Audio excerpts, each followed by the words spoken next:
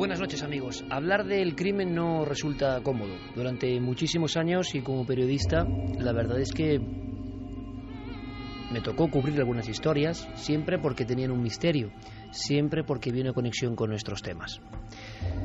He de decir que de un tiempo a esta parte no me interesa mucho el crimen. En todo caso, como huella social, huella psíquica de lo que somos. A veces, en algunas ocasiones, del crimen se puede aprender, o más que aprender, sacar algo en claro. El momento en el que estamos, por qué suceden algunas cosas, el espanto que nos produce darnos cuenta de que el ser humano sigue siendo un pozo insondable y, por desgracia, entender que en esta pelea permanente de la luz y la sombra, a veces la sombra opaca todo. En ese momento, el investigador, nosotros, vosotros, tiene que hacer un poco de fuerza, de tripas corazón, y bucear en busca de algunas claves que no son amables. Menos, por supuesto, cuando la víctima es un niño, una niña.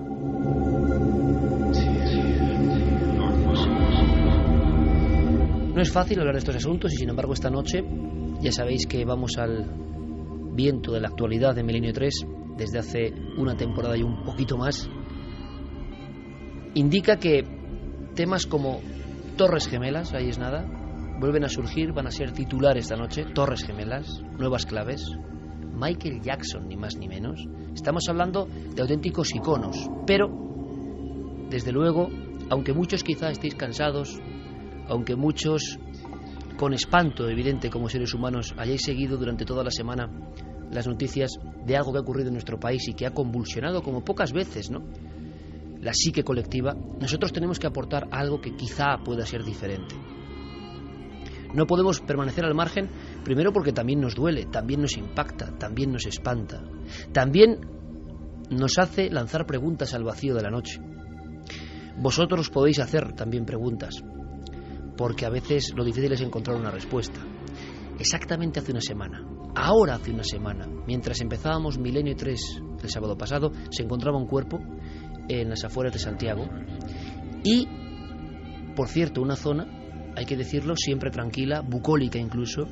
Este verano los impactos brutales en julio con el accidente del tren y este suceso por situación muy diferente, pero han generado desde luego una sensación de horror y de pavor y de desgracia que comprendemos que duele especialmente en Galicia. No hace falta repetir la noticia porque todos la sabéis. El hallazgo, ¿no?, de un cuerpo siempre es un misterio. Un crimen no deja de ser una especie de hendidura o de cuestión por resolver de la mente del criminal. En esta ocasión, cuando el cuerpo tendido es el de una niña, se multiplican las angustias porque no lo entendemos, ¿no? ¿Qué mente puede generar eso?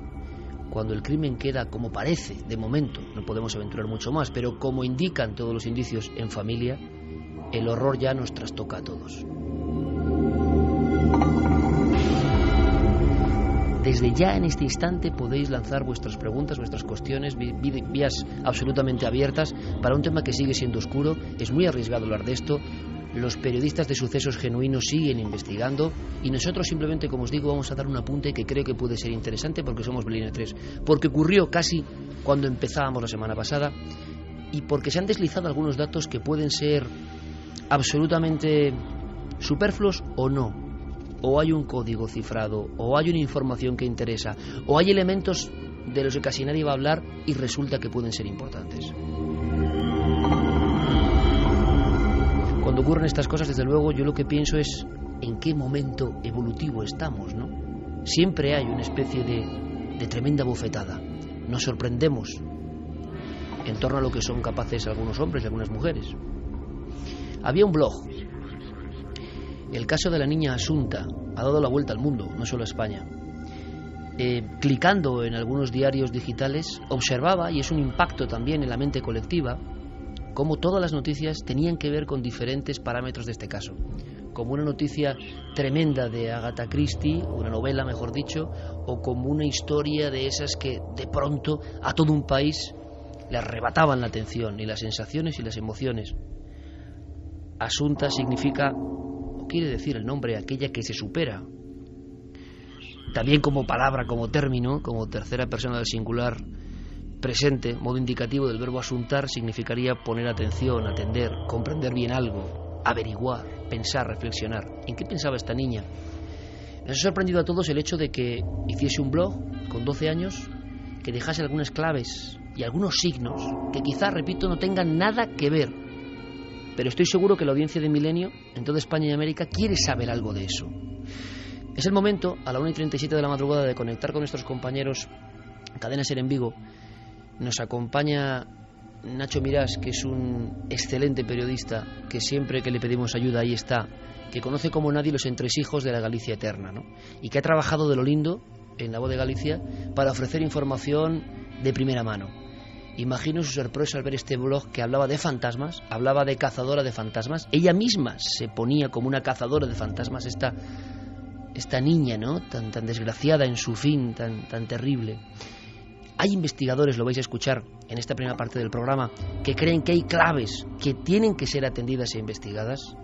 Ella hace solo esa entrada, una entrada como si fuese un mensaje, quizá un mensaje en una botella, no lo sé. ¿Para quién? Nacho Mirás tiene todos los datos. Nacho, buenas noches. Muy buenas noches, Iker, ¿qué tal? Cuando descubrís el tema del blog, imagino tú, porque sé que eres un sabueso, hace muchos años, y yo creo que tú piensas de inmediato, lo llevas a la portada de La Voz de Galicia, que eso tampoco tiene por qué ser casual, que desde luego es una pieza más de un asunto muy raro y muy misterioso, ¿no?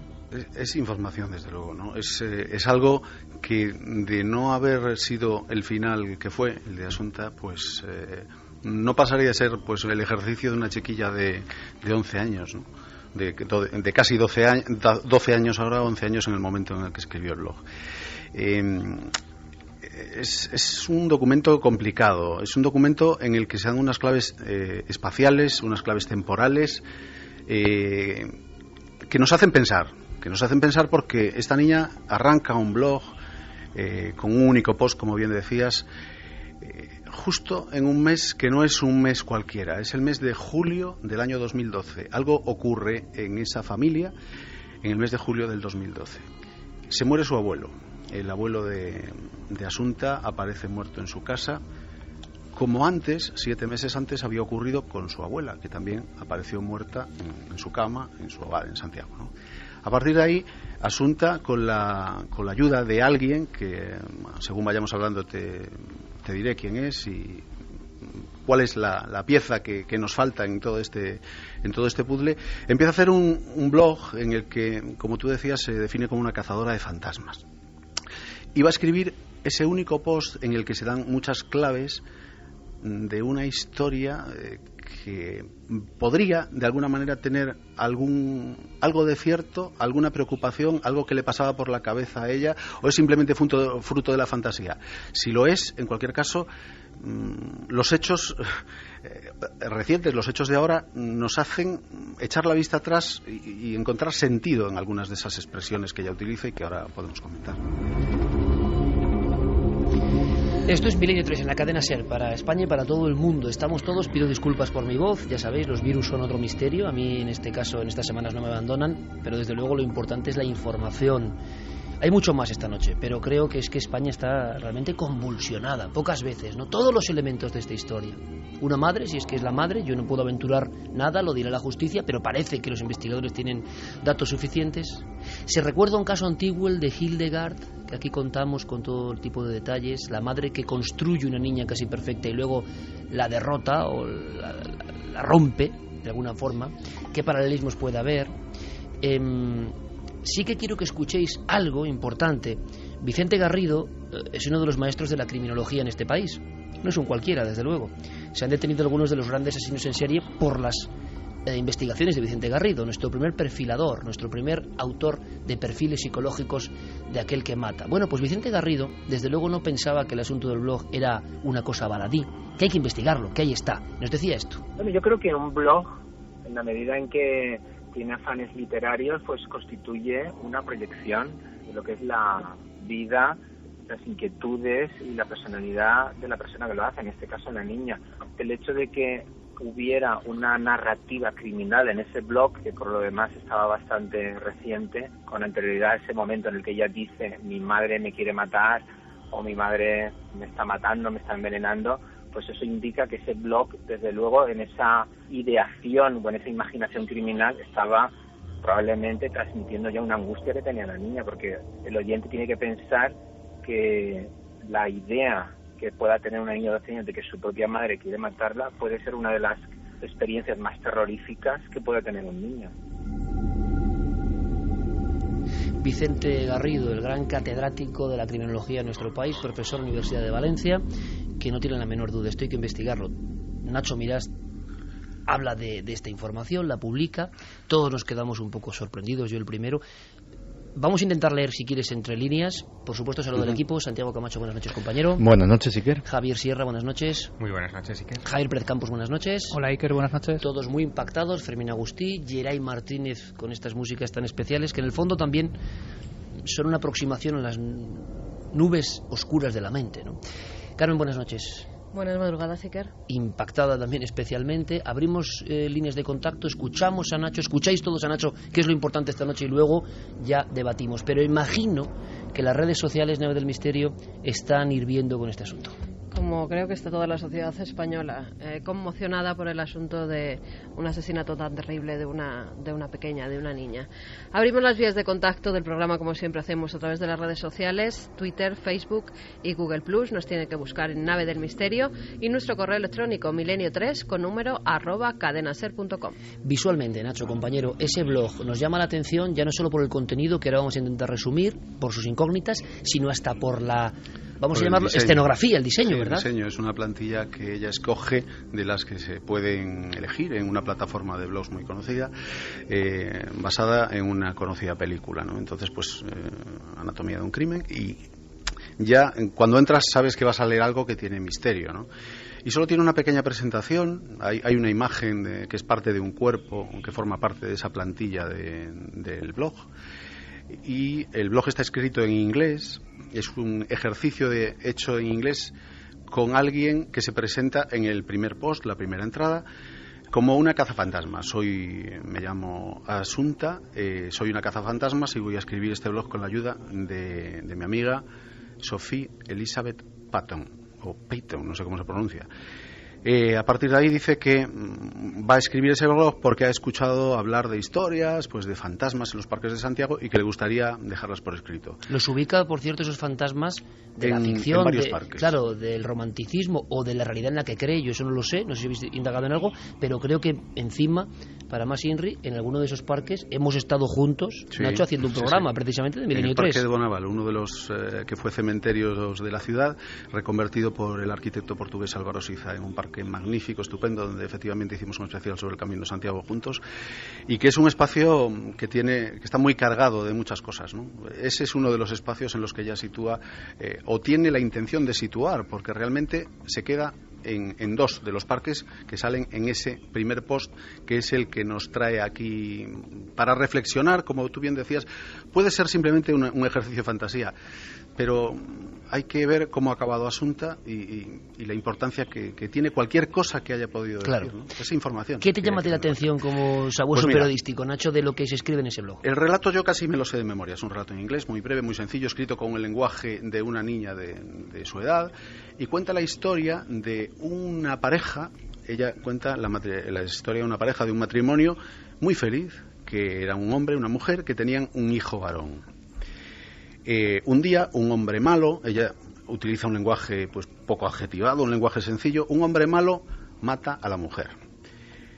El marido quiere tomar represalias contra el hombre que ha matado a su mujer, pero él también es asesinado por este hombre malo, ¿no?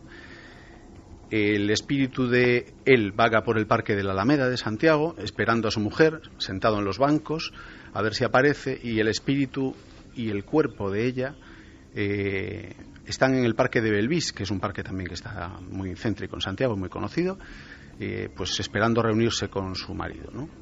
Entonces dices, bueno, pues esto es un relato escrito en el mes de julio, cuando se muere el abuelo, y empiezas a pensar qué paralelismos puede haber. Hombre, con 11 años sorprende, Nacho, sinceramente, que una niña, ¿no? Por muy influenciada que esté por historias de fantasmas, hable de un crimen, de fantasmas, anatomía de un crimen y lo sitúe en unos parques, ¿no? Nos sorprende. Concretos. No sé. Y yo no sé, es que estamos intoxicados esta semana última por la cantidad de información que hay, pero empezamos a ver esos paralelismos, ¿no? Vemos primero las fechas, vemos que lo escribe, este post lo escribe en el mes de septiembre, cuando su abuelo ha muerto en julio, y en julio es cuando ella abre el blog. Ella habla de una pareja feliz, un matrimonio que tienen un único hijo. Sus abuelos son una pareja, pues aparentemente feliz, muy conocida en Santiago. Su abuelo ha sido cónsul de Francia durante 25 años, es un abogado muy popular en Santiago, y su abuela era una catedrática de historia del arte, también muy conocida, que se relacionaba mucho con todo el mundo. Tenían una única hija. No es un hijo, como ya dice, es una hija, pero bueno, es un detalle. Sitúa la muerte de la mujer primero. Y claro, hay quien, leyendo entre líneas, quiere ver o puede entender, su abuela fue la que primero murió, efectivamente. Después, el siguiente en morir es su abuelo, 7 meses después. En el relato, el siguiente en morir es el hombre de la pareja. Los restos del hombre vagan, digamos, y el espíritu por el Parque de la Alameda. El Parque de la Alameda era un parque especialmente querido para su abuelo, para Paco Porto, porque todos los días, desde que se jubiló, presumía, además de darle 2 vueltas y de ser su parque favorito, la Alameda, ¿no? La relación con el Parque de Belvis, pues habría que verla. Los 2 abuelos, después de morir, fueron incinerados y ahí quedó la cosa. Murieron por causas naturales, no habría pasado nada, de no ser por este extraño final que después tuvo la niña, y que a nosotros, a través de las investigaciones ya puramente periodísticas y no de divagaciones de decir esto tendría algo que ver o no, a través de la investigación directa, policial, realizada por la Guardia Civil, nos dicen que, visto lo visto, van a echar la vista atrás. Van a echar la vista atrás. Exacto. Un alto cargo de la Guardia Civil, un muy alto cargo de la Guardia Civil, nos dice, vamos a echar la vista atrás. En este instante, a la 1:48, aunque, bueno, lo decimos rápidamente, gracias a todos, porque el programa vuelve a ser trending topic en este mismo instante, que simplemente es una cosa, y además no quiero frivolizar con un asunto tan delicadísimo y de verdad que nos duele a todos, pero que bueno, que toda España está ahí escuchando, ¿no? Y lo agradecemos muchísimo de todo corazón. Gracias, amigos, por seguir siempre Milenio 3, convertir en un fenómeno. Es que sí nos interesa esta parte. No estamos aquí para juzgar a nadie, no sabemos nada de nadie, pero simplemente son datos que quizás, si no, Nacho, pueden quedar en el saco del olvido y no sabemos si puede haber algo. Esta semana hay medios de comunicación que se han hecho eco de unas supuestas declaraciones de la niña, en las que tú lo comentaba antes, Vicente, que decía que su madre la quería matar. Nosotros, hasta donde sabemos, esas declaraciones no existieron. Esa es nuestras fuentes nos dicen eso. Perfecto. Que la niña tuvo algún problema. Estamos en la vorágine, ¿no? De informaciones, hay que tener mucho cuidado. Y aquí nadie trata de intoxicar ni de echar leña al fuego. Aquí nos llegan investigaciones, nos llegan fuentes, nos llegan comentarios y tratamos de filtrarlos, de contrastarlos, sobre todo, ¿no? Y luego hay una cosa, Nacho, que es evidente. Tú decías, anatomía de un crimen, no es muy normal que haya... Parece una obra inacabada, ¿no? Un post que se empieza por algo y que no sigue. Por supuesto que lo normal, y lo lanzo aquí a los 4 vientos, es que sea una casualidad, como tantas otras cosas, yo quiero ¿no? insistir mucho, pero simplemente a lo que veo, una cosa. Hay gente que ha reparado en las supuestas declaraciones que, insisto, para nosotros no existen, de estas profesoras de música, pero no ha reparado en alguien que sale en ese blog, que es su profesora de inglés. Ahora vamos con eso, Nacho. Pero un momento, Nacho, sí que es cierto que el abogado de esa escuela de música sí que ha ido ante la policía a declarar que la niña un día de julio pasado se mareó. Sí, eso sí. Eso sí que ha ido a declararlo el abogado de la escuela de música. A mí me con gustaría... lo cual esa niña, y que el padre dijo que tenía una medicación fuerte. Unos antihistamínicos o algo así por una alergia. No hemos contado lo que ha pasado y puede que haya gente, sobre todo en América, que no sepa que esta niña se ha encontrado en un lugar concreto, en las afueras de Santiago, y que todo indica que es un crimen en familia. Era una niña adoptada, venía de China, parece que tenía unas facultades mentales realmente lúcidas y dignas. No sé si... Un concurso por delante. Es curioso este detalle, ahora vamos a saber más, aunque repito, mi intención es, ya sé que estáis cansados, aunque nunca uno debe cansarse de una desgracia de este tipo porque nos enseña, repito, cansarse de esto pues sí que puede ser frívolo. nos muestra otro prisma de lo que somos o de lo que son algunos, no lo sé, pero lo cierto es que hay una serie de datos que están negro sobre blanco, o en este caso en una pantalla de blog. Es como un legado de la niña que puede ser fantasía o no. Nos interesa por su conexión con el misterio. Vamos a ver qué sacamos en claro. Javier Sierra quiere apuntar algo. Bueno, quería apuntar simplemente un pequeño detalle. Quizá fue consecuencia del impacto emocional que produjo en Asunta la muerte de sus abuelos, y en especial del último, de Paco Porto. Pero hay un detalle que a mí me ha llamado mucho la atención y que desvela mañana en el suplemento Crónica el diario El Mundo, y dice que en ese parque de la Alameda, que es el eje del blog y donde se centra esa historia de la aparición... Incluso hay un brazo como descuartizado que sale Alameda escrito ahí, ¿no? Eso, pues en ese parque, que en la ficción de la niña habla de que el espíritu del hombre asesinado espera a su mujer, que también ha sido asesinada, en ese parque justo es donde se esparcieron las cenizas de Paco Porto.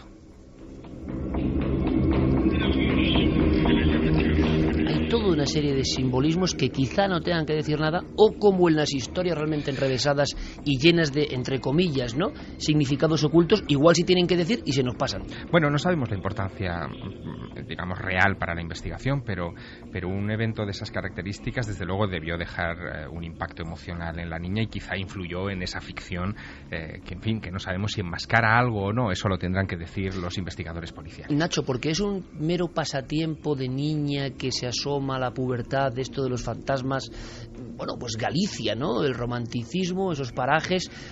No tenemos ningún dato para saber si la niña tenía realmente una afición, no sé si desmedida, porque ella misma se fotografía, creo, en el blog, cuéntanos, en uno de esos asientos donde supuestamente está el espíritu esperando, ¿no? Uh-huh. Son las dos únicas imágenes que ilustran el blog, las dos únicas imágenes que conoce toda España y todo el mundo, porque se han publicado en los distintos medios de comunicación, ¿no? Los medios de Santiago tenemos muchas imágenes de la familia al completo, pero las que ella misma se hace son esas dos, ¿no? Y las que están... El blog sigue todavía operativo, está ahí. ¿La Guardia Civil sabe si o miembros de la investigación han tomado interés en el blog? La investigación está interesada. Quien no está interesado en este momento es el juzgado, y el juzgado nos insiste mucho que los tiempos de la investigación policial y los tiempos de la investigación judicial y por supuesto los de los medios de comunicación son muy diferentes. El juzgado está preocupado ahora mismo por saber quién mató a Asunta. Eso es lo primero. Y después veremos las causas y lo que haga falta. La Guardia Civil ya nos avisó que echaría la vista atrás. Cada uno que entienda atrás lo que quiera aquí. Yo lo he entendido claramente. En esta especie de novela, por desgracia real, por desgracia con una víctima inocente, como puede ser una niña, se ha hablado mucho y no queremos entrar en todo eso, pero sí que hay otro elemento. Es un personaje que no es ficción, que existe y que aparece en ese blog, sí, y que yo no sé si está en busca y captura o intentando ser localizada, pues, o qué pasa. Te diré, al principio salía un nombre en inglés que a nadie aparentemente le sonaba: Sophie Elizabeth Patton, vamos a decir Payton, yo no sé cómo se pronuncia. Y pensamos que, haciendo búsquedas en internet y tal, salía alguna referencia, alguna escritora, referencias vagas. No había perfiles de nadie que se llamara así en Facebook o en Twitter, o bueno, lo que tienes más al alcance, ¿no? Y al principio se pensó que sería una amiga imaginaria, pero he aquí que cuando yo empiezo a consultar con gente de Santiago y contrastando información, buscando, alguien me comenta que esa persona existe, que él la conoce y sabe quién es, y que es alguien vinculado a Santiago. Y descubrimos que es una profesora de inglés a domicilio, que en algún momento entró en contacto. Ella recibía clases de inglés a domicilio, iba a clases de música, hacía muchas cosas, pero Sophie Elizabeth Patton es su profesora de inglés. Una mujer que se estableció, que llegó desde fuera a Galicia, se estableció en Galicia, en la zona de Astrada, y a la que ahora mismo es imposible ubicar. ¿Ha desaparecido? Hemos intentado contactar con ella a través de Era una profesora que daba clase a más niños, entonces hay más padres que conocen, sabían un poco cómo localizarla. Hasta ahora, para nosotros de momento ha sido imposible. No sé si en cualquier momento algún compañero tendrá éxito. La última noticia que nos llega es que se marchó de nuevo al Reino Unido, y a mí es una cosa que me choca porque se había establecido aquí. Tienen una especie de granja de venta de semillas a través de internet, de productos ecológicos, y ella y su pareja. ¿cuál sería el interés de esta mujer? Pues hablar con ella, lo mismo que se está hablando con todo el mundo, con todo el entorno, con los compañeros de clase, los profesores del instituto, pero yo creo que no estaría de más hablar con Sofía para saber, oye, cuando esta niña empezó a escribir el blog, ¿qué le pasaba por la cabeza? ¿Estaba preocupada por algo? ¿Te contó algo? Yo no creo que le haya contado todas sus preocupaciones, pero sí a lo mejor pudo percibir en ella, no sé cómo lo veis vosotros, pero yo desde luego le preguntaría, y si la tuviera mañana delante, es lo primero que le preguntaría, ¿cómo estaba Asunta cuando escribió esto, ¿no? ¿O qué le preocupaba, qué le pasaba por la cabeza? Y de momento, si está realmente en el Reino Unido, confío en que la estén buscando. Nosotros seguimos en ello, desde luego.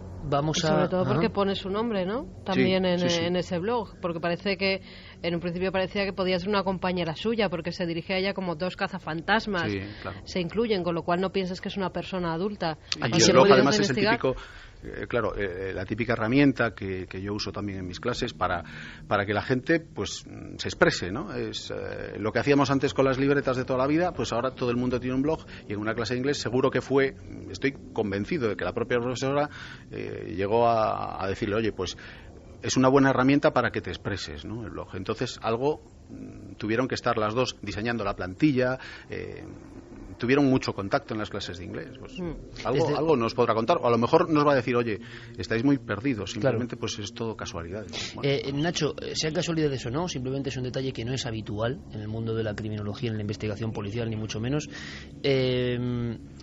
Creo que a nivel periodístico, a nivel de la propia sociedad de Santiago de Galicia entera, pocas veces habéis encontrado con un caso de este tipo que tenga este trasfondo, yo diría que hasta tan molesto, ¿no? Porque es raro. Raro, el adjetivo espantoso es el más apropiado para esto. Yo llevo 22 años escribiendo en La Voz de Galicia, haciendo sucesos, he cubierto todo tipo de asuntos raros, extraños, muertes, lo que te puedas imaginar. Pero todos esos crímenes tenían, digamos, alguna explicación, aunque sea en la mente del criminal, ¿no? Pues crímenes por tierras, crímenes, robos, asaltos, en fin. Pero este crimen no nos entra en la cabeza.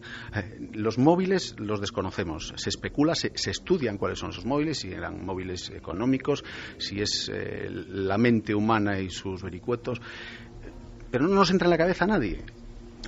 A todos los que estamos trabajando todos los días allí, de verdad, la sensación de inquietud que nos genera es máxima. A mí no me había ocurrido nunca. No solo misterioso, Nacho, evidente, sino desconcertante. Completamente. Hasta para los que estáis habituadísimos a estas cosas. Cuanto más avanza y cuanto más la justicia dice, bueno, pues creemos que los padres pueden tener algo que ver, se dicta prisión. Yo no me lo creo, ¿no? Y te están contando, pues hay de momento estos hechos probados. Nosotros hoy en La Voz de Galicia, en una página, la página 4, damos un relatorio de hechos probados, que ya no son ni teorías, son hechos probados. Y no me los creo. Ahora te preguntaré qué crees tú, Nacho, aunque sea a nivel personal, y vamos a sondear... Que faltan piezas. Claro, vamos a sondear directamente a los miles de oyentes que están ahora mismo preguntando. Revisando esta noche información, he visto una macabra casualidad, y es que justo finales de verano es cuando en la tradición china los fantasmas hambrientos es cuando salen a las calles. La niña, por las declaraciones que he podido ver en algunos informativos, al parecer sí que conocía su cultura, sí que sus padres le habían hecho estudiar chino. Es muy común que los niños adoptados de China sepan chino. Exactamente, conocer sus tradiciones. Y también puede ir por ahí lo del blog. Ella podía saber que esos fantasmas justo en verano y finales de verano era cuando merodeaban por los parques al lado de los ríos, con lo cual puede estar relacionado el tema con la posible historia, ¿no? Claro, un mundo cultural como es el chino y que tanta tradición tiene por los fantasmas. Y que es lejanísimo para nosotros y que igual hay algo más que simple fantasía. Vamos a hacer una cosa, ahora escuchamos, por supuesto, os escuchamos a vosotros, que es lo importante. Tenemos la fortuna y se lo agradecemos de verdad, la cadena SER en Vigo a estas horas en directo para todos vosotros, seguramente uno de los periodistas, de los grandes periodistas que tenemos en este país y que dignifican el oficio, porque por fortuna también, ¿no?, en diferentes regiones de España qué buen periodismo se hace al cabo de la calle, ¿no? Vamos a hacer una cosa, que es escuchar a Paco Pérez Avellán, otro clásico de los sucesos en España. Le queríamos preguntar rapidísimamente su opinión sobre ese misterioso blog, que es algo, es también símbolo de los tiempos, ¿no? Desaparece una niña, muere una niña, y es un blog lo que nos queda para intentar andar en un retrato incompleto, ¿no? Es tremendo. Paco Pérez Avellán. A mí me parece que el blog que escribe la niña, que además lo escribe en inglés, se basa en la realidad de unos parques que verdaderamente existen, que ella visita, poniendo por escrito temores que tiene, percepciones que ha tenido y quizá experiencias, quizá haya sentido amenazas que la hayan llevado a escribir estas cosas lúgubres, patéticas y tristes. 2 de la madrugada y 1 minuto. Con España convulsionada. Hace una semana se encontraba el cuerpo de esa chiquilla, ¿no?, que hizo ese escrito en un momento importante de su vida. Y quizá no tenga, repetimos, nada que ver, pero ese fleco suelto nos interesa, porque quién sabe si da una perspectiva diferente que puede ayudar a alguien. Quién sabe si alguien en algún lugar puede aportar más información. Por eso el micrófono de la SER, por eso la fuerza de Milenio 3, y por eso, oye, ojalá se resuelva todo esto, e incluso no tenga nada que ver esta historia que parece un poco más oscura, pero tiene mala pinta en general. El doctor Cabrera, evidentemente, se une con su opinión. No nos deja de llamar la atención a algunos especialistas de psiquiatría forense las similitudes que tiene este caso con el famoso caso Hildegard de los años 30, en el cual una madre mata a su hija en unas circunstancias más trágicas que en estas, pero similares en cuanto a la relación entre madre e hija. ¿Podemos estar hablando de un homicidio por compasión? ¿Podemos estar hablando de la pérdida del control de la realidad en un momento dado? ¿O incluso podría yo aventurar la siguiente exclamación? ¿La madre en este instante cree o sabe en realidad lo que hizo? Esa pregunta aún está por el resolver, y no se va a resolver ni en los gabinetes de la policía ni en las salas de los tribunales. Se va a resolver con la exploración psiquiátrica de esta mujer. A veces hay un escalofrío común cuando nos enfrentamos al espejo más profundo de las tinieblas del alma, ¿no? Y estos casos nos traen todo eso que creemos que no somos, que no nos pertenece, pero que está en algún lugar de la raza humana. Aparece de vez en cuando. Claro que preferimos la luz, claro que preferimos dar esperanza y contar cosas muchísimo más positivas, aunque en el camino, como para recordarnos la especie compleja que somos, la mente sin acabar de entenderse, surgen estas historias que superan, como decía Nacho Mirás, todo lo que antes habíamos comprendido. Ahora, aunque sea rápidamente, especularemos con todo el respeto entre comillas. Mis compañeros también han leído, buscado, analizado mucho. Se habla de Hildegard, que quizá muchos amigos más jóvenes no recuerden esa historia, aunque sea en un fragmento. Carmen, podríamos resumir esta historia y no sé qué puede tener que ver. Lo han sacado a la luz porque es muy parecido. Era una niña superdotada que además la madre se queda embarazada. Es una mujer que aboga por los derechos de la mujer, gallega. Se queda embarazada aposta, siendo soltera, dicen que de un cura, para que así no pudiera pedir él ningún derecho sobre la niña, y cría a esa niña haciéndola como ella quiere. La hace estudiar. También era una niña que tenía ciertas capacidades muy por encima de lo normal, hasta que llega un momento en el que ella entra en una paranoia tremenda, donde cree que hay un complot internacional para raptar a su hija, que ha hecho una especie de monstruo que ella misma ha creado, y ella misma lo tiene que matar. Con lo cual, un día, 1933, llega, se acerca a su cuarto y con una pistola mata a su propia hija, a la que había creado para ser una persona especial. Esto es cuando yo digo un resumen, y que todos tengamos en la mente qué fue de Hildegard y por qué algunos expertos forenses lo sacan ahora a colación. Aventurándonos un poco, Javier, yo no sé, decía Nacho que faltan piezas, ya escucharemos a él. Santi, Javi, podemos intervenir en cualquier momento. Yo no sé cómo se puede liar esta madeja tan compleja, ¿no? Es, en fin, yo creo que tremendamente prematuro todavía especular a falta de más datos. Efectivamente, faltan muchas piezas para poder tomar carta. Y que se irán conociendo, espero. Claro, pero aquí falta por resolver esa tremenda pregunta de, en estos momentos están los dos padres detenidos, los dos padres adoptivos, tanto Rosario como Alfonso. El juez ha encontrado suficientes contradicciones en sus testimonios como para encerrarlos en prisión y, por lo tanto, todas las sospechas apuntan a que se trata de un asesinato de los padres. Pero, ¿qué llevaría a unos padres a querer asesinar a su hija? ¿Por qué? Bueno, sobre eso se está especulando mucho en estas horas. Algunos han llegado a apuntar a que quizá la niña conocía algún secreto familiar, algo que habían hecho los padres, que no era cómodo que la pequeña lo supiera y por eso decidieron acabar con ella. Algunos incluso pueden llegar a plantear, y han planteado la posibilidad de que ese secreto era que ya los abuelos habían podido ser asesinados por razones económicas en los meses anteriores. Es cierto que tanto el abuelo como la abuela, que eran un matrimonio muy conocido en Santiago, los dos mueren en su casa, solos, es decir, en unas circunstancias también bastante peculiares. No es una enfermedad, no es un hospital, no es una decadencia física progresiva, sino que mueren súbitamente en su casa con 7 meses de diferencia. Eso que en su momento había pasado desapercibido, ahora, claro, tiene características de señales de alerta y que probablemente es lo que va a obligar a la Guardia Civil a investigar. Es lo de mirar hacia atrás, que decía Nacho Vilas, ¿no? Sobre todo por las declaraciones de una prima. Exacto. De una prima de ella. Y del padre de él. Rosario y del padre de él también. Sí, pero la prima ante las cámaras ha dicho que es que ellos ya sospechaban que había algo raro, que ella estuvo precisamente la noche anterior a la muerte del abuelo con él y que estaba perfectamente y que de repente al día siguiente pues fue una muerte repentina. Ahí lo dejaba. Sí, eso es una cosa que se comenta mucho aquí en Santiago también, ¿no? ¿Y qué piensas tú en este momento, Nacho, que estás en el epicentro de la noticia? ¿Qué ocurre? Yo de verdad, yo creo que faltan piezas. Yo incluso he llegado a pensar que dando por buena, digamos, la hipótesis de trabajo del juez José Antonio Vázquez Taín, que está muy convencido de la participación de los padres, que falta alguien. Yo no me imagino a unos padres ejecutando a una niña de 12 años.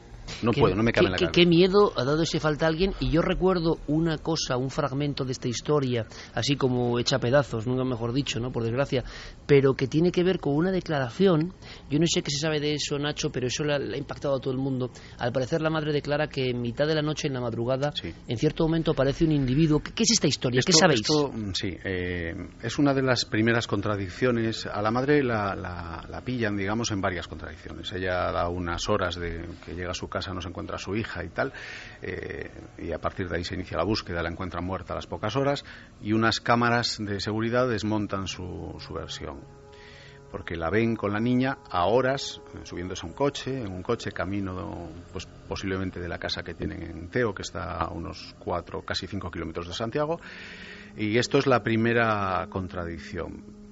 Pero hay más contradicciones, porque ella de repente dice que cuando empieza a tomar le toman declaración, dice que en el mes de julio un extraño había entrado en su casa. Estas son declaraciones de ella, aquí no hablamos de especulaciones, hablamos de realidades y de atestado policial.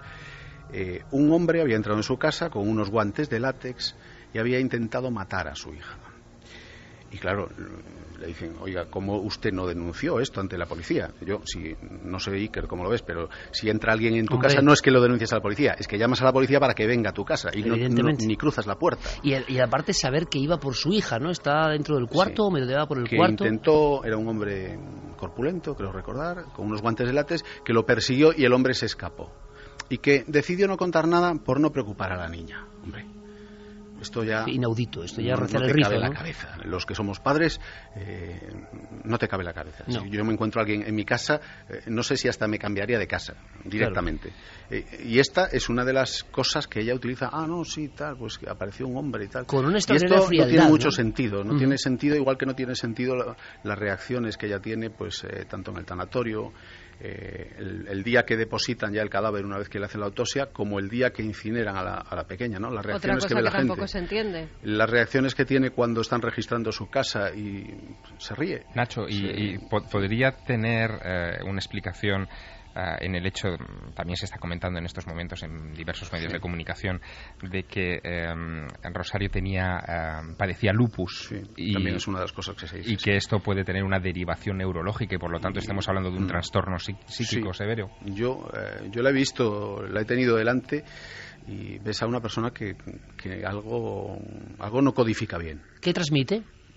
Transmite como que la hemos visto en varias situaciones. La hemos visto tranquila en el primer día en el tanatorio, tranquila como su marido, pues hecho polvo, destrozado, como un padre que pierde un hijo, como no puede estar otra manera, y ella, pues como hablando con naturalidad. Hay muchos testimonios de gente que dicen que estaba tan tranquila, porque estaba sedada o medicada, pues puede ser. Pero al día siguiente también, en el registro de su chalet también hace unas cosas raras. Ella van a registrar su casa, tiene frío, y lo que se le ocurre ponerse es un abrigo de visón de la difunta de su madre que está dentro del chalet. Entonces la imagen es extrañísima. Es una persona que está detenida, que le están registrando su casa unos guardias vestidos con un mono blanco de estos que utilizan para no contaminar las escenas de arriba abajo, que se está riendo y está fumando con un abrigo de visón. Exactamente eso, que se está riendo. Y no se ríe una vez, se ríe varias veces. Y al día siguiente vemos lo contrario. Una mujer superada por las circunstancias, cuando ya registran los pisos en el centro de Santiago, estas imágenes que han dado la vuelta a España, en las calles Doctor Teixeiro y República Argentina, el centro neurálgico de Santiago, una mujer destrozada y superada por la escena que se crea, por el circo no solo mediático, que se habla de circo mediático, sino de circo social, el circo humano, la gente que va allí a fotografiarla, a insultarla. Ya sabes cómo somos en esto de condenar antes que los jueces, y una mujer destrozada que llora, pero justo después la vemos declarando también en el juzgado, porque este caso, cada cosa que va ocurriendo nos sorprende más. Por un error o por un despiste de alguien, vemos como la mujer declara en el juzgado y hace pues una serie de gestos y de aspavientos que incluso algunas televisiones han tratado de interpretar con la ayuda de especialistas, ¿no? Y hace aspavientos, explica cómo mueve las manos hacia atrás, lo poco que podemos ver de cómo declara, pero son varias secuencias de la misma persona que no lo olvidemos. Está acusada de la muerte de su hija, esta es la principal sospechosa, pero al margen de eso, es que ha perdido una hija. Sí, no se entiende. O no sea, se entiende. Su hija, la realidad, el verdadero hecho es que su hija está muerta. Eso es innegable. Y yo no sé cómo reaccionaría yo como padre con un hijo muerto, pero desde luego mi sonrisa no saldría jamás.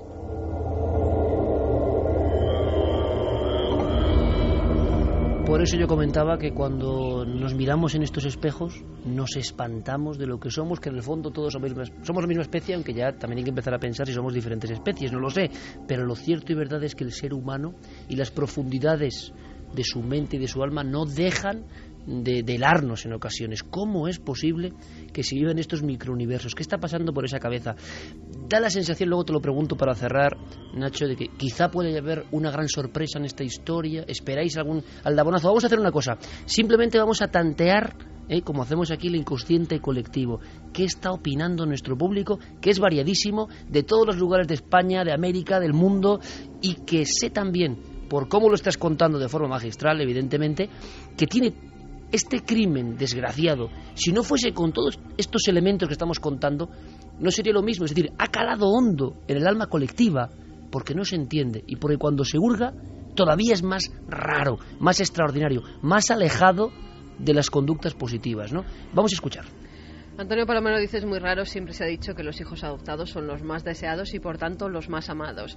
Nancy dice: si los padres mataron a esa niña, no entiendo el móvil del asesinato, con lo difícil que es adoptar.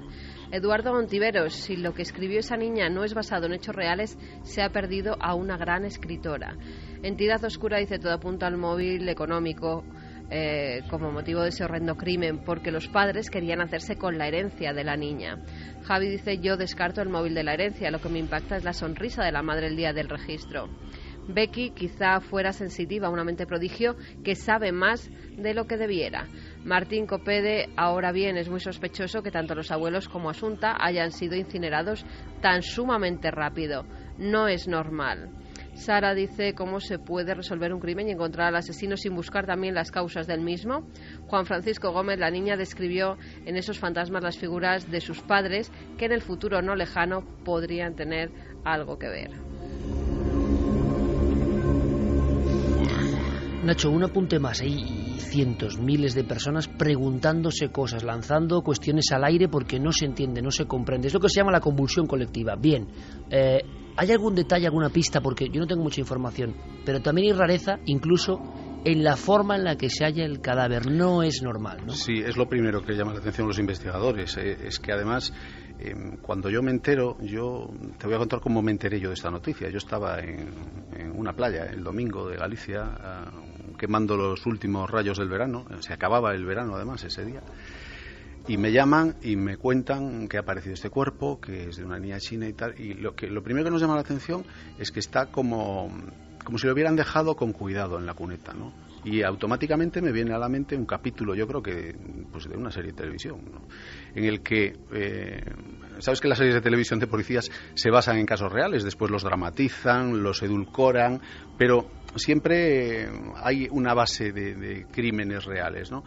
En el que alguien había matado también a un niño y lo deposita, no lo tira, no se deshace del cadáver como ahí te quedas, te he matado, me da lo mismo. No, como una especie de cuidado, como te dejo aquí, como si quedara un rastro, un último sentimiento de humanidad o de fraternidad, ¿no? Nacho, también dicen que puede ser que vieran a algún vecino acercarse y por ello lo de la colilla, sí, o al parecer con el ADN del padre, y lo de las cuerdas. La colilla es una de las cosas que a lo mejor nos da alguna sorpresa, a lo mejor no. La zona donde apareció la pista es una pista bastante transitada, una pista pues utilizada pues en horario nocturno para todo tipo de cosas. Está apartada y hay bastante basura, bastantes colillas.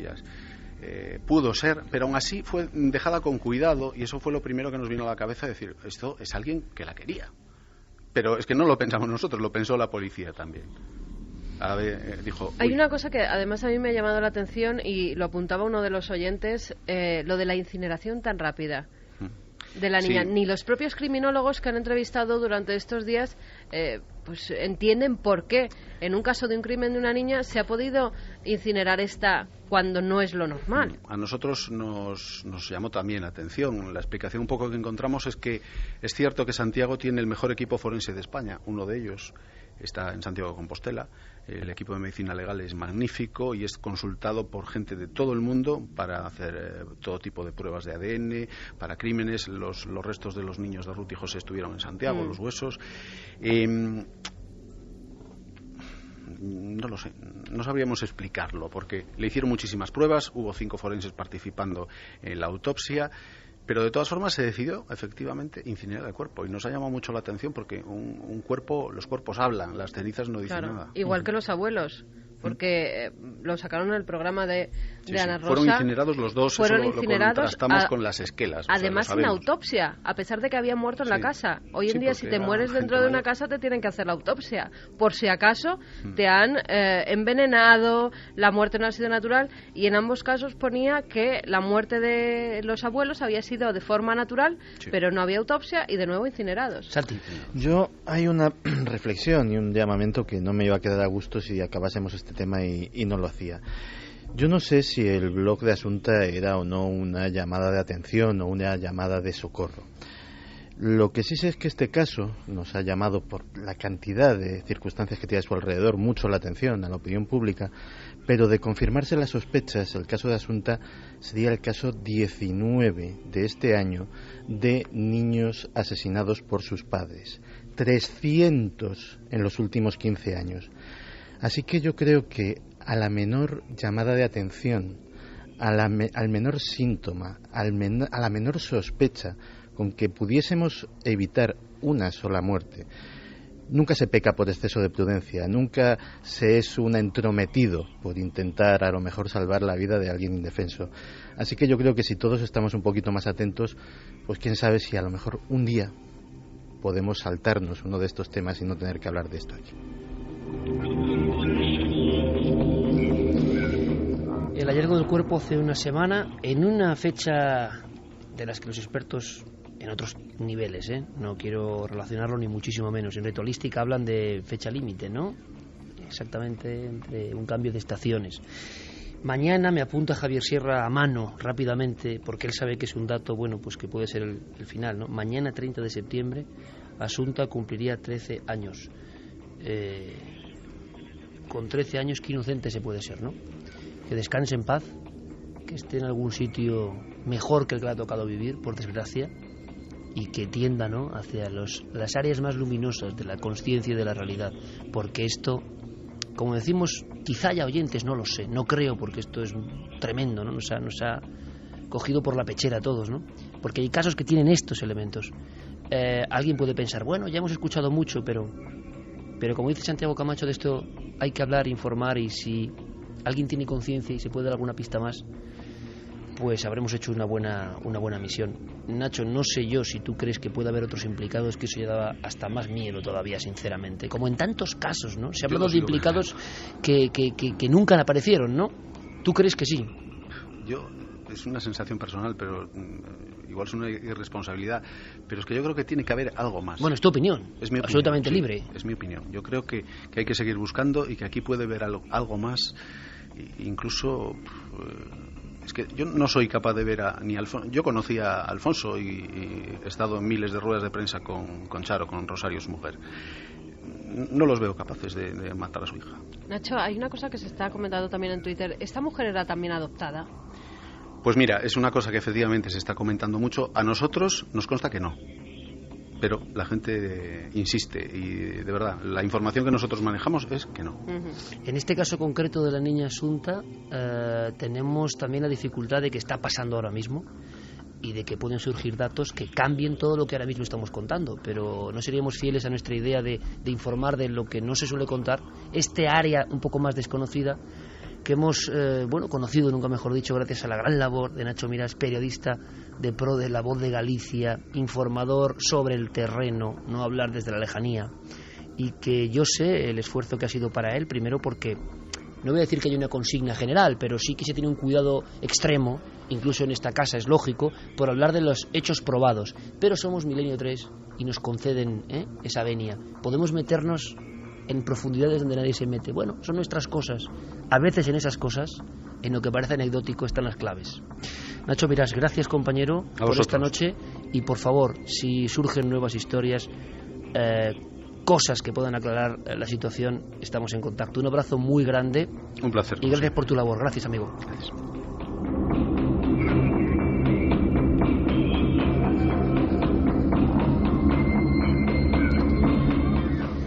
Amigo hace muchos años y de verdad persona que yo creo que da a conocer realmente un poco, ¿no? Esta historia del blog, de personas que no aparecen. No sé, ya la muerte está, es decir, no sé qué puede ser peor, ¿no? En el sentido de que si hubiese algún tipo de ritualística o de misterio iba a darle esperanza a la pobre Asunta, pues no. Entonces tampoco, pero sí que hay algo como que no acaba de cerrar el círculo, ¿no? Y este periodista, repito, poca gente como él conoce el mundo de Santiago por dentro, no le queda claro. Hay alguien más. Y por desgracia, Javier, Santi, Carmen, Javi, es una frase que se ha escuchado en demasiados crímenes, y eso sí que aterra, ¿no? Y no olvides que Asunta es la punta del iceberg de un tremendo drama. Asunta fue abandonada por su madre en China por la política del hijo único. Allí se practican la contabilidad ya va por más de 300 millones de abortos de niños cuando se sabe que son niñas. Algunas nacen y terminan siendo abandonadas. 300 millones de abortos. Sí, se habla de 336 millones de abortos. En fin, que esto es la punta del iceberg. Piden explicaciones. Exacto, la punta del iceberg de un China, enorme ¿sabes? drama. De un enorme drama. De un enorme drama, y de, si hilásemos más profundo, que igual no es el momento en la noche, es como el espanto no es por un crimen, sino que ese crimen, como dice muy bien Javier Sierra, siempre afinado, es la punta de un iceberg, de un problema que viene de atrás, de la mecanización absoluta de la vida. Me da igual lo que digan y lo que piensen y quien esté a favor de una cosa y de otra, yo sé muy bien de que estoy a favor y que en contra, y de eliminar todo lo sagrado de la vida, todo el componente divino de la vida en su esencia real, y no hablo de religiones, eliminarlo, romperlo, quebrarlo, convertirlo en la mecánica, acaba convirtiendo eso en una cifra que muchos, y esto da espanto, leen como una cifra y no se les corta de cuajo la sangre en el cuerpo, ¿no? 336 millones de vidas que tenían programado vivir, que tenían que vivir, que tenían esa oportunidad de vivir, de intentar ser felices, y que la mecánica absolutamente terrorífica impuesta por, yo no sé si, regímenes, ideologías, creencias, el ser humano, ¿no?, gobernando sobre la vida. Es a dónde estamos llegando, ¿no? Pues bueno, a veces un crimen terrible, te enseña un espejo que desde luego te hace querer exiliarte a veces de este planeta, ¿no? Quédate con un último dato. En el registro civil el nombre de Asunta es Asunta Yongfang Basterra Porto. Yongfang en chino significa belleza valiente.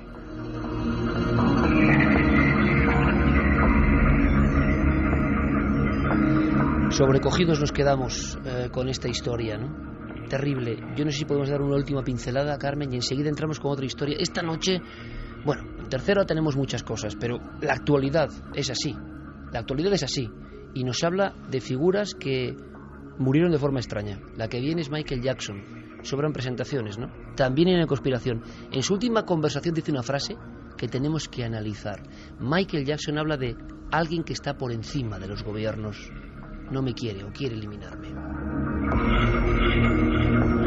Si esto es así, sería otro caso de una vida puntual en su agonía nos da pistas sobre cosas que de verdad gobiernan el mundo y nos espantan con ese gobierno, ¿no? Últimas pinceladas. Félix Barquero dice: si los abuelos fueron incinerados, no creo que la policía pueda investigar mucho. De todas formas, mi impresión es que la madre no está bien y el padre es un sumiso que solo está encubriendo a su esposa. Parece enfermizo.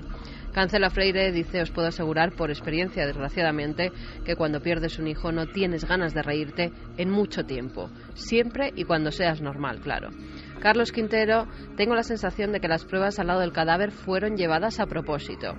Obdulia dice: tantas familias que quieren adoptar y no pueden por falta de medios económicos, y manda narices que a esta gente no se le haga un examen psicológico y se fijen solo en que tienen una posición acomodada para darles el niño y después van y lo matan, cuando lo más importante debería ser el amor y cariño y no el dinero que se tiene o la posición económica. Fátima dice que cree que ella tenía celos de su hija. Aarón Rodríguez: una niña con esa edad escribe lo que siente o presiente.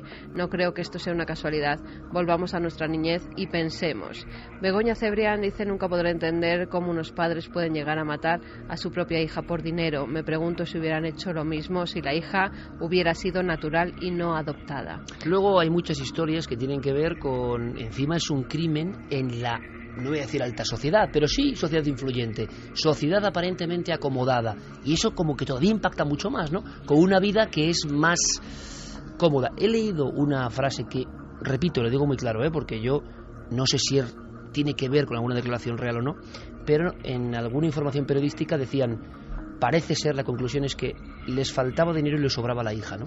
En esa frase, si es que es así, que no lo sé, pensad en la frase, repito, yo no sé si es de ellos, pero se ha dicho en la televisión, que puede que haya otros casos, no este, que sean así. Si esto es así, es como el emblema de hacia dónde vamos en ocasiones, ¿no? Es decir, estaban diciendo que tenían problemas económicos, que con la herencia, claro, en las herencias hay que pagar todo el patrimonio por obtener esa herencia, y que ellos no tenían pues ahora el nivel económico que siempre habían mantenido, y que por eso, pues bueno, yo creo que al final, y queríamos hacer esto, es el espejo de muchas cosas. Un crimen concreto nos da voz de muchas cosas que siempre están calladas. Decía alguien de volver a la niñez, ¿no? Como última esperanza en este mundo a la deriva. Y hace poco leíamos, además de forma un poco casual, un libro de un sabio que decía que los griegos llamaban héroes a los iniciados, a los hombres sabios que se habían vuelto niños. El héroe no era el que daba espadazos y repartía mandobles y arrancaba cabezas y devoraba el corazón. El héroe de verdad para ellos, o kouros, era el anciano sabio que había vuelto a reencarnarse en niño, que sabía lo poco que sabía y que miraba con asombro el mundo. Esa lección de los viejos griegos la hemos olvidado entre todos.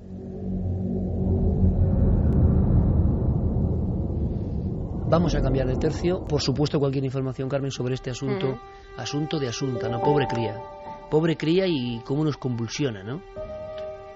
Un hecho que será olvidado, evidentemente, porque la vida está diseñada así, será olvidado. Nosotros, si es posible, no olvidaremos, y por eso lanzamos este programa que quedará de alguna forma en el archivo perpetuo, ¿no? Y alguien, cuando ponga el programa de este día de milenio, se encontrará con esta historia y quizá le haga horrorizarse. Si se horroriza mucho, en el buen sentido, no estará mal, porque estas cosas nos tienen que horrorizar de verdad, no las historias de fantasmas. Michael Jackson. Escuchamos, Santiago, la última conversación, ¿te parece? Vamos a escucharla. ¿Qué es el documento? ¿Esto cómo se obtiene? ¿Qué es? Vamos a ver. Esto aparece hace aproximadamente 10 días en Internet, casi como un vídeo viral, presentado por un personaje que está en lo que parece un pequeño estudio de televisión, un personaje trajeado, calvo, circunspecto, que se presenta como Robert Connors y se atribuye haber trabajado durante más de 20 años en el Departamento de Defensa de los Estados Unidos. Y dice que va a revelar una gran verdad que tiene que ver con una cosa que él denomina Operación Sedgwick. Una operación para manipular a la opinión pública, una especie de rama del MK Ultra a través de la música y de los músicos. Y dice que la primera parte de esa revelación es esta conversación que vamos a escuchar. Con Michael Jackson en sus últimas horas. Eso parece, aunque hay más historia. Escuchamos. ¿Qué pasa, Michael? No sé si debería decirte esto. No sé quién puede estar escuchando esto. Puede ser un grupo de personas. Ellos se quieren librar de mí. No me quieren por aquí nunca más. No entiendo. ¿A qué te refieres? Háblame. No puedo hablar sobre ello en el teléfono. No sé qué puede pasar, pero yo siento en mi alma, solo Dios sabe. Ellos pueden disiparme. Ellos pueden apuñalarme. Pueden incriminarme. Y pueden decir que tuve una sobredosis de drogas. Pueden decir muchas cosas. ¿Quién? ¿Quién podría hacer estas cosas? No es el gobierno, es más que el gobierno. Pero yo no sé, Dieter. No me importa. Ellos me pueden tomar. Ni siquiera ya me importa mi vida. Yo solo quiero que mis niños estén bien, mis ángeles. Yo quiero que ellos estén seguros.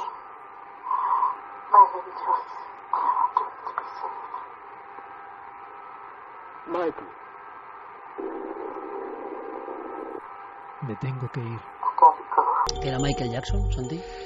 Pues aquí es donde comienza el misterio y la controversia, porque este presunto Robert Connors, del cual se ha intentado averiguar su filiación, se ha intentado averiguar si existe, si ha habido un miembro del Departamento de Defensa con ese nombre, no se le ha encontrado, lo que sí tenemos es esta grabación.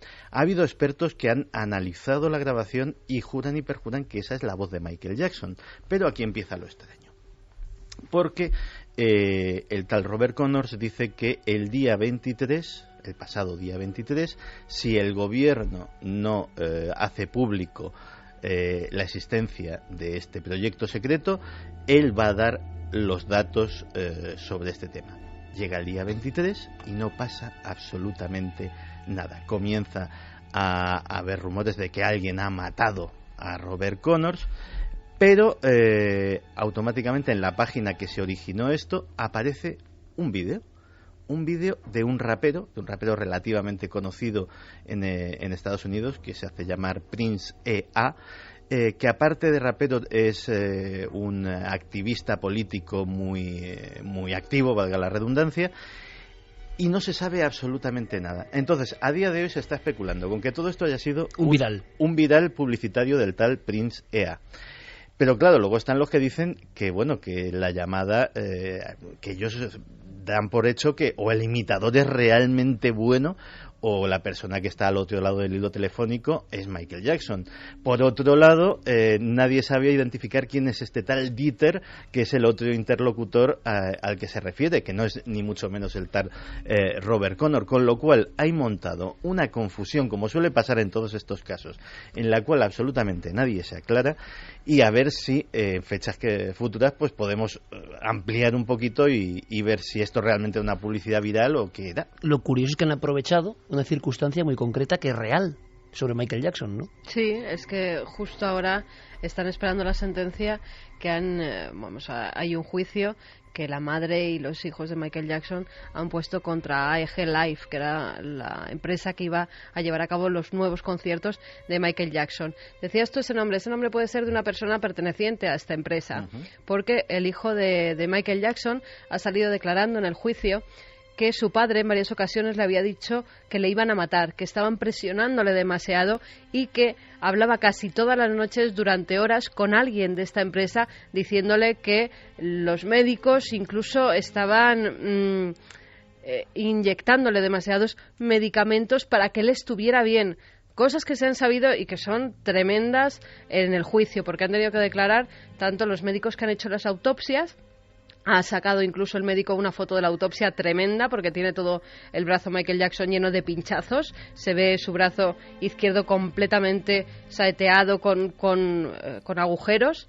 Además, decía una cosa que yo creo que no se sabía, que Michael Jackson tenía una costilla más.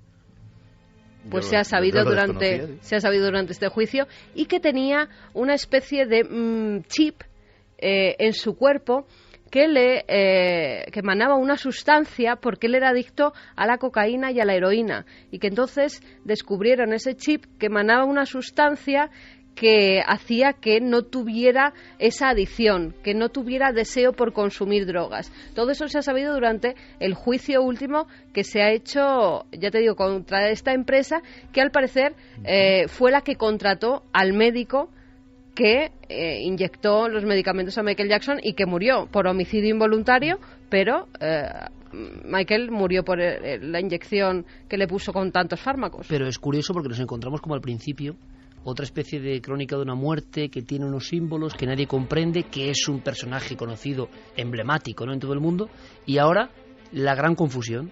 Hay unos documentos, unos datos, y uno no sabe si se están deslizando verdades o ya nadie conoce nada. Curiosamente, el tal Robert Connor no andaba tan descaminado, porque sí en el pasado existió algo parecido. En la década de los 60 y principios de los 70, el Departamento de Inteligencia Doméstica, COINTELPRO, del FBI, llevó a cabo una cosa que tenía el sonoro nombre de Operación Caos. La Operación Caos consistía en que en una época clave para la seguridad nacional estadounidense, como era la guerra de Vietnam, de repente habían surgido unos melenudos con guitarras que estaban levantando a la gente en contra de la guerra, etcétera, etcétera, y J. Edgar Hoover y el FBI decidieron que aquello no se podía consentir. ¿Qué se hizo? Pues se intentó presionar, hay quien dice que incluso asesinar a las figuras clave de este movimiento, léase Jimi Hendrix, léase Janis Joplin, Jim Morrison, John Lennon, y neutralizarlas de alguna forma. Una de las partes más atroces de esa Operación Caos es la que llevó a que el LSD empezase a popularizarse en la cultura hippie. Para que te hagas una idea, la mayor parte del LSD que se consumía en Estados Unidos, sobre todo en California, venía de parte de una banda que se hacían llamar la Hermandad del Amor Eterno. En los círculos internos, la mafia hippie. El líder de la mafia hippie era un individuo que se hacía llamar Stark. El tal Stark básicamente comercializó millones y millones de dosis de LSD en todos los Estados Unidos, y en buena parte ese LSD sirvió para neutralizar de alguna forma a la cultura hippie. Pues bien, Stark fue detenido años después en Italia relacionado con el asesinato de Aldo Moro. La detención duró apenas unas horas porque llegó el cónsul norteamericano y puso en conocimiento de la justicia italiana que aquel hombre no podía formar parte de la conspiración para matar a Aldo Moro porque era un agente de la CIA. Este viral o esta información podría aprovecharse de esas operaciones antiguas clandestinas que se realizaron contra algunos cantantes y vuelve a resurgir el tema. Bueno, lo veremos. El problema es que igual no lo vemos. Es decir, que esto queda como una información que sale justo cuando se cierra el caso Michael Jackson, con todas sus incógnitas, y quedará ahí en el limbo de lo perdido, como la última llamada a Michael Jackson. Y nadie sabe si es la última llamada de Michael Jackson o no. Nos movemos más que nunca en los territorios de la incertidumbre, como por ejemplo con este sonido que vamos a escuchar ahora mismo y que Santi también nos va a contar, que sería, bueno, la muerte de una niña, por desgracia, la muerte de una estrella del rock, y aquí la muerte colectiva, que sigue siendo la reina de todas las conspiraciones, el inicio de la gran conspiración en el siglo XXI. Nos preguntáis todas las semanas, muchas veces por ello, y aunque sea En breve fragmento discutiremos de esto, si os parece, pero tenemos también la espera de Milenio Te Responde, con un montón de preguntas para todos, pero esto, de verdad, ha surgido esta semana. Santi comentaba que merecía mucho la pena. Yo no sé si del 11S se puede contar algo más. Escuchamos, Jerry, por favor, este documento.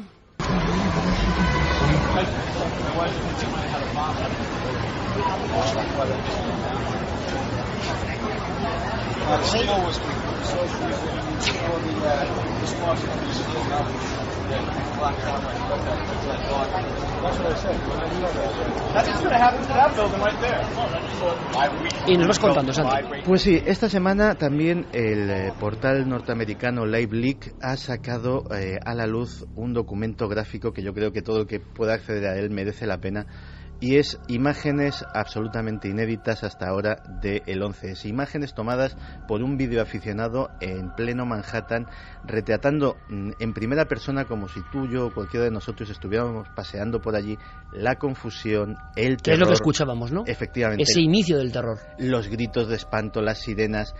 Manhattan oscurecido, como si fuera en plena noche, en pleno día, una nevada de polvo que cubría más de un palmo los coches, es decir, una escena dantesca que nos han contado o que hemos visto a lo mejor en asépticas imágenes de noticiero, pero que con estas imágenes tienen, digámoslo así, la viveza de la primera persona, la viveza del aficionado que se encuentra atrapado en medio de ese mare magnum, tipo en una tienda comprando carretes de foto, acaparando carretes de foto, diciendo por si acaso, suponiendo que va a fotografiar pues más cosas ese día. Pues bien, todo esto lo tenemos, que sí es un documento histórico muy bonito, pero que tampoco tendría nada de misterioso. Bueno, bonito, no sé si bonito. Dramático, ¿no? Dramático. Que no tendría nada de misterioso, de no ser porque en algunos planos de esas imágenes se ve a gente que procede del World Trade Center o que ha estado en las cercanías afirmando que ha habido explosiones dentro del edificio, e incluso alguno que ya empieza a mencionar que si el propio gobierno no estaría implicado en aquello. En aquel momento, el mismo 11S. En aquel momento, en pleno Manhattan, ya debió de surgir la primera teoría de conspiración, el primer conspiranoico que ya empezó a decir que a lo mejor esto nos lo ha montado nuestro propio gobierno. También tiene ese documento histórico. Y la verdad es que esos testimonios de primera mano, de primer segundo, contando esas explosiones, nos recuerdan los testimonios que ha habido mucho tiempo después de bomberos, de policías, que estuvieron arriesgando sus vidas en el World Trade Center y que también oyeron y vieron esas explosiones, con lo cual vuelve a reverdecerse el laurel de la teoría de la conspiración y de si realmente fue tan limpio y tan claro lo que sucedió el 11 de septiembre en Manhattan, o realmente hubo una intervención externa. Sobre todo reaviva la vieja duda de si las Torres Gemelas fueron hundidas por el impacto de los aviones o si fueron demolidas también, ¿no? Hay un dato que, fíjate, desconocía. En 2005, un multimillonario que hizo su fortuna a base de inversiones de alto riesgo en bolsa y que hoy disfruta de una posición muy acomodada, Jimmy Walter, se convirtió en un ferviente defensor de buscar la verdad detrás del 11S. Y hizo algo que hizo con los fenómenos paranormales la Fundación James Randi, que es decir, pongo $1 millón a disposición de la persona que me demuestre que las Torres Gemelas cayeron sin la intervención de explosivos más allá de los 2 aviones que impactaron contra ellas. 2005, todavía nadie ha reclamado ese premio. Bueno, yo creo que hay una posible doble trampa o doble visión, ¿no? Hay personas que quizá no quieran meterse en ese doloroso recuento, ¿no?, para la sociedad americana. Pero es verdad que si hay una conspiración célebre ahora mismo, que podíamos debatir si queréis otro día porque es extensa entre nosotros incluso, tenemos diferentes visiones sobre ello, porque yo no me puedo creer, me pueden decir lo que quieran ahora los que van a favor de la conspiración, yo no me puedo creer que Estados Unidos atente contra su símbolo y mate a 3.000 personas por no sé qué guerras y petróleos, ¿no? Yo no me lo puedo creer, no me cabe en la cabeza. Pero Santi dice que sí. Lo curioso es que eso vive con una fuerza enorme, Javier, y que ha habido gabinetes de arquitectos, gabinetes, digamos, de pilotos por la verdad del 11S, y que es lo que más se escucha. Yo ahí como periodista acepto que esa conspiración no muere en ningún momento y que crece. ¿Crecerá con pruebas fiables y sólidas o solo con conjeturas? Bueno, más específicamente quien lleva la voz cantante en este asunto es un grupo que se llama Asociación de Arquitectos e Ingenieros por la Verdad del 11S. Ellos han firmado incluso una petición, hay 1.500 firmas en la base de ese documento, de ingenieros y arquitectos, algunos de ellos conocidos, que piden al gobierno de los Estados Unidos que se reabra la investigación, que se abra desde un punto de vista científico, sobre todo en el asunto de las Torres Gemelas, pero también en otros edificios colaterales. La Torre 7. Exactamente. La Torre 7 parece que es la torre del mayor misterio, ¿no? Bueno, la Torre 7 es la torre del mayor misterio porque hay una filmación muy clara en la que se observa el momento del hundimiento del edificio. Es un edificio muy ancho, de una fachada muy amplia, que cae simultáneamente de manera muy compacta hacia abajo. Pero ¿y cómo puede quedar un edificio? No, pero espera, claro. La cosa es que se han hecho mediciones de todo tipo. Se sabe que ese edificio se desploma en caída libre durante 8 plantas, sin que haya ningún tipo de obstáculo. Y ese tipo de efecto, dicen estos arquitectos, solamente se produce en los edificios que se demuelen con cargas explosivas. Cargas que se debían poner en todas y cada una de las columnas sustentadoras del edificio. Esas columnas revientan a la vez y por lo tanto el edificio se desploma como si fuera un castillo de naipes. Solo en ese caso. Ni siquiera un terremoto podría causar un efecto de esas características. Así que, sobre todo gracias a la Torre 7, se ha reabierto por parte de este grupo el caso, digamos, a nivel teórico, y apuntan a una cosa que es muy llamativa. Ellos dicen que el elemento que se utilizó en el caso de la Torre 7, por otras imágenes que se han recuperado, no fue un explosivo convencional.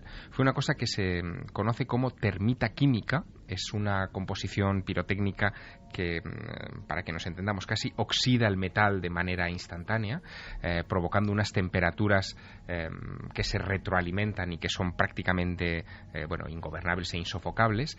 Y eso, han encontrado pruebas de ello en los cimientos de esta Torre 7, donde han aparecido fragmentos de acero incandescente que solamente produciría una reacción química de este estilo. No hablan de una termita química convencional, hablan de una nanotermita química, que sería algo que ni siquiera estaría comercializado y que estaría al alcance de los ámbitos militares. Exacto, estaría solamente al alcance de los ámbitos militares. Es un tema de tan largo alcance. Yo creo que después de la conspiración de la Luna, sin duda la del 11S es la más popular, la que le toma el relevo, ¿no?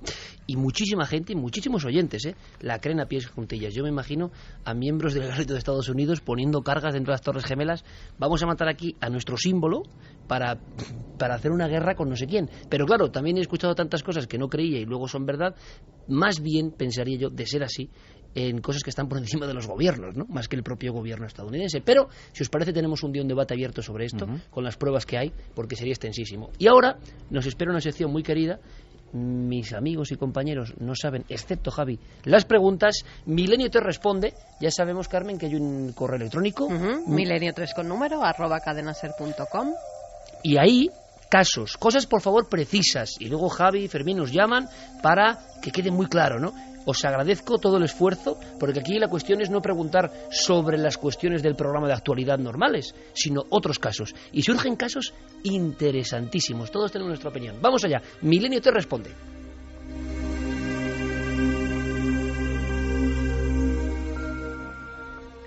Hola, buenas noches a todos. Soy Amelia Cobos y mi pregunta es sobre un tema que me apasiona, la historia de los niños verdes de Banjos. Me gustaría saber si el pueblo de Banjos existió realmente y, de ser así, a qué población correspondería en la actualidad. Muchas gracias y un fuerte abrazo. Un clásico, 2 niños verdes que venían de otro mundo y que aparecieron en una cueva de un pueblo llamado Banjos, según los informes. Rapidísimamente, entre todos, los que queráis, yo no logré descubrir nada. Se decía que en la Sierra de Béjar o en Cataluña, pero nunca, creo, tener entendido, se encontró el pueblo concreto, y más bien hay ideas de que era una vieja leyenda inglesa. Pero ¿por qué Banjos? ¿Por qué pusieron Banjos? Los niños verdes de Woolpit, que efectivamente era una leyenda británica que era exactamente clavada en esa localidad británica, y es posible que de alguna forma contaminase a los que trasladaron la historia aquí, porque... ¿Pero por qué eligieron Banjos? No se me ocurre. Bueno, Banjos que no existe, es decir, habría que... Claro, lo que determinaron en su momento Raymond Drake y Mercedes Castellanos en la revista Mundo Desconocido es que... Quizá... Eso de memoria, de momento. Sí. Es que, bueno, porque fue un artículo que me impactó, Iker, ¿no? Pero es que Banjos quizá podría haber sido una traspolación del lago de Bañolas, una deformación de Bañolas y del pueblo de Bañolas en Gerona. Pero vamos, que todos coincidían en que se trata efectivamente de una adaptación de esa leyenda de los niños verdes de Bull Pit, que es muy famosa en el folclore británico. Niños de otro mundo que llegan y que son verdes y que cuentan lo que se ve en su mundo. Y yo he contado aquí en alguna ocasión que la serie de televisión española Planeta Imaginario hizo una recreación de aquel caso con cabezudos y que era lo más terrorífico que he visto en mi infancia. Otro caso que le puede gustar a Javier Sierra, a mí me gusta, muy desconocido, hilan fino nuestros amigos de Milenio 3 Responde. Hola, me llamo Chimo, llamo desde Alicante. Mi pregunta va referida al encuentro OVNI que hubo en la base militar de la Sierra de Aitana, EVA 5, en la provincia de Alicante. En este caso parece ser que, aparte de un contacto visual con diferentes objetos luminosos, hubo una agresión a uno de los soldados de la base. Me gustaría saber si había habido alguna novedad respecto a este caso. Muchas gracias y un saludo a todos. Esto de Aitana, en 10 segundos, efectivamente, es uno de esos casos que no están en la desclasificación oficial de informes OVNI. Ocurrió en Alicante en julio del 75 y la información que yo tengo es la que demostró en su día cara a cara JJ Benítez. Él tenía directamente los informes que nunca se desclasificaron. ¿Qué era lo interesante? Que una de esas luces se había acercado a una zona de vigilancia y de una de las luces, y estaba el dibujo, y esto impresionaba, salía como un pico de luz, y el pico de luz llegó al pecho del soldado, que tuvo daños. Nunca se desclasificó el informe. Año 75, Escuadrón de Vigilancia Aérea, Aitana, Alicante. Una noche del miedo, entre comillas, de la que jamás sabremos nada.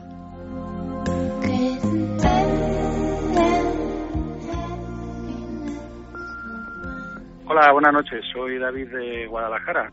Mi pregunta es en torno al misterioso vuelo del Cuatro Vientos. Me gustaría saber exactamente qué ocurrió con los tripulantes, ya que este vuelo realizó el salto en el Atlántico y finalmente, al llegar a Cuba y volver hacia México, desapareció de una manera misteriosa. Muchas gracias. 2:53. De esto yo no tengo ni la más remota idea, algo oído. A menos mal, porque ¿sabéis lo que pasa, no? Que si nos pilláis, y no es cuestión de pillar, sino de daros información, lo hacemos sin preparar absolutamente nada, sin consultar nada, pero si alguien se queda con la incógnita, deberes. Pero hay una cosa importante, Guillermo León lo ha subido, hay un texto muy humilde, pero que significa mucho, y hemos hablado hoy de eso, que se llama El Efecto Milenio, en ikerjimenez.com, y hay solo un dato, porque yo ya estoy un poco sobrecogido. Fermín Agustí, buenas noches. Buenas noches, Iker. Milenio 3, una semana más.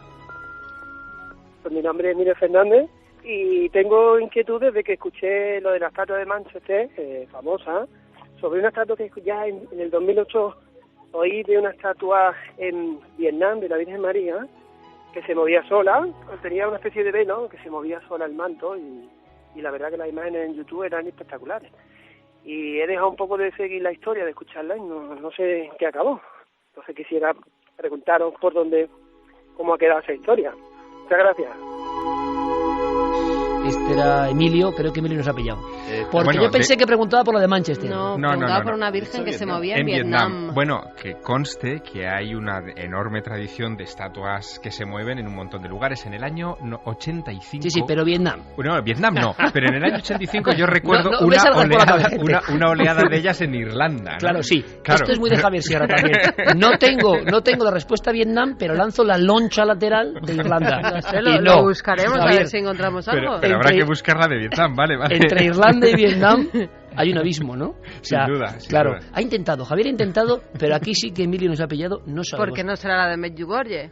No, que se ha dicho por este eso, fin de semana. Muchas veces se confunden. Pero esa no se movía. Aquí tenía fluorescencia, se ha hecho de bueno, todo. Sí, bueno, aquí yo he hecho un poco de trampa porque cuando me llegó el mail tenía cierta curiosidad y es fácil acceder a ese vídeo. Yo no voy a decir nada porque lo mío es trampa, estos son chuletas, pero el vídeo es fácil de acceder. Bueno, cuéntanos una imagen algo. de una virgen que efectivamente se mueve, es una gran talla de una virgen y el efecto parece el de Medjugorje. Desde luego se ve una peregrinación masiva de muchísima gente viendo el milagro de esa Virgen a lo lejos, que muy a lo lejos, entre las rocas, se mueve completamente sola. No sabemos si allí podría haber alguien moviendo ese objeto, ni sé tampoco si cuántas veces se ha producido ese supuesto milagro. Se ha publicado efectivamente sobre Medjugorje y demás que había una fluorescencia en la Virgen y que era un fraude, pero yo no sé muy bien eso de la fluorescencia de la Virgen de Medjugorje, dónde venía, si es una historia que viene adosada, rarísimo. Vamos a hacer una cosa. Tenemos muchas más cuestiones, milenio3.com, pero vamos con una última, porque creo que cuantas más elaboremos todos los días, aprenderemos todos. Hola, soy María Pilar y llamo desde Zaragoza. Mi pregunta es sobre el maestro de Shaolin de Bilbao. Me gustaría saber qué ha sido de él, si hay informes técnicos, médicos o psicológicos de esta persona. Gracias. Aquí todos hemos mirado a Javier Sierra. Bueno, todos me miráis a mí como si, en fin, yo fuera el carcelero de Juan Carlos Aguilar, Pero ¿no? tú hiciste pruebas con él de... Sí, efectivamente. Sí que han salido publicadas cosas de las fotografías y demás muy macabras, ¿no?, sobre este asunto. Sí, pero no hay ningún dato relevante que haya trascendido en estas últimas semanas. Sabemos que Juan Carlos Aguilar está cumpliendo en prisión con su encierro, pero no se ha sabido nada más de él, vaya. Ningún dato nuevo, no ha trascendido, revelador, ¿no? Al menos hasta ahora. Bueno, perfecto. Cosa que sorprende, porque él era muy activo también en las redes sociales, en fin, incluso sus seguidores, y la verdad es que todos han dado la callada por respuesta. Ahora volvemos con uno de los nuestros. No voy a adelantar quién es una mujer, y es sorprendente, hablaremos mucho de ello. Santi, te pido que te quedes por lo menos unos minutos. Le pedimos a Javier, gracias Javier compañero por todo tu esfuerzo, por estar con nosotros cada semana, por aprender contigo. Gracias. Me voy con mi loncha lateral. Irlandesa, ¿no? Santi es que nos va a hablar de sociedades secretas. Y luego, Javi, tenemos un testimonio. Un testimonio tremendo, además, una auténtica, varias noches de pánico en un lugar muy cerca de donde estamos ahora y muertes incluso por miedo. Bueno, mira, ha recuperado Jerry Martínez ni más ni menos que un clásico entre los clásicos. En una noche tan oscura como la que hemos tenido, no es malo despedirnos. Mira, vamos a hacerlo así además, dejando unos segundos, para quitar un poco de bruma con esta auténtica composición sobre la luz y la esperanza de Ray Lynch, Celestial Soda Pop. Las noticias con nuestros compañeros y regresamos enseguida.